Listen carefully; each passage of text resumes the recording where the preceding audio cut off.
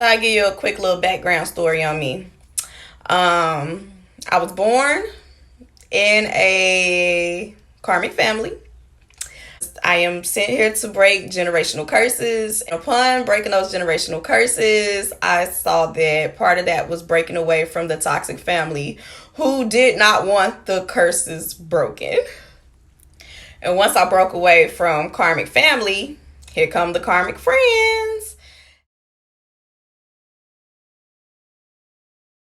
Since I was a little girl, I've been going through this type of stuff, and it just comes with the territory.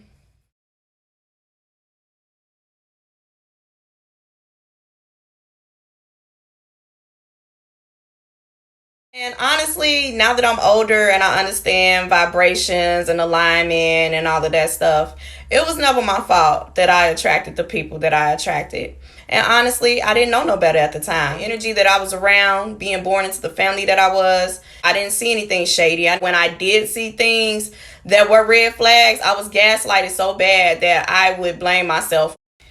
That's why a lot of times you'll see a chosen one moving by themselves, happy and free. Don't need to be surrounded by no crowds because their validation comes from the Most High. While the false, karmic, are chosen by lower vibrational entities that they align with. And even when people do know that you're the chosen one, sometimes they feel like they have to take matters into their own hands and they'll pick a chosen one. But a chosen one picked by a person ain't nothing compared to a chosen one picked by God.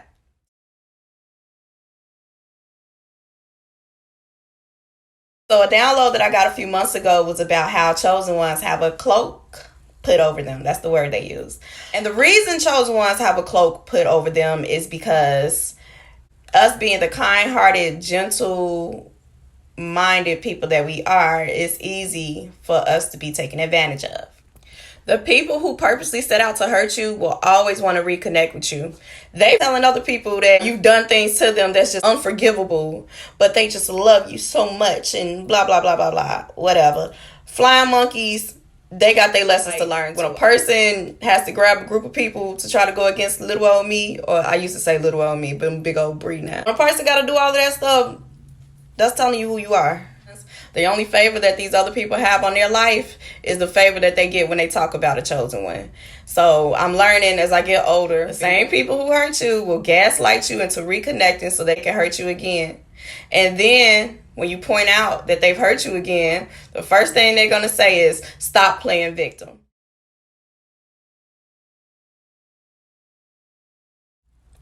Insanity is doing the same thing over and over again and expecting a different result. So once you come to that conclusion and recognition that a person who is not happy with themselves cannot possibly be happy for you. They're not on the same level of understanding and receiving that you are. Forgiveness does not mean reconnection. I'm going to say that again. Forgiveness does not mean reconnection.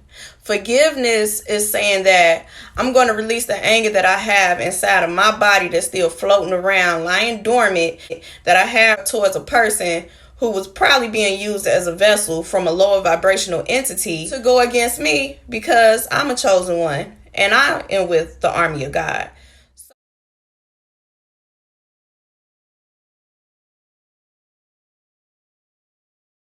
So forgiveness helps to free the person. It helps to be able to bring in our valuables and everything that you've earned from going through the warfare.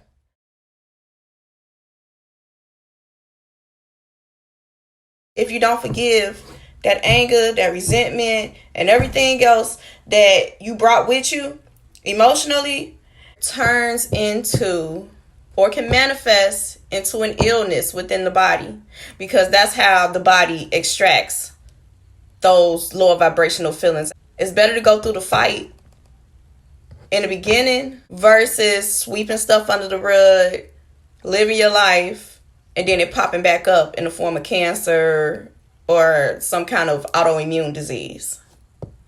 Be mindful of people trying to gaslight you and you haven't truly forgiven somebody because you choose to not entertain that person or talk to that person. Honestly, I feel like for a part of forgiveness is understanding and forgiving self.